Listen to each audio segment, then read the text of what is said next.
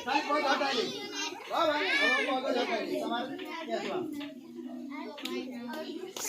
ધોરણ 7 વર્સિસ ધોરણ 5 રેડી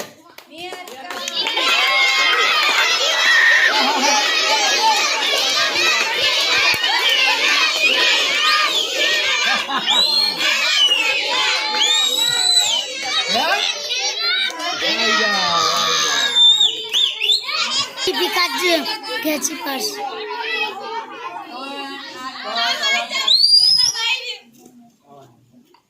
ચાલો હું બોલીશ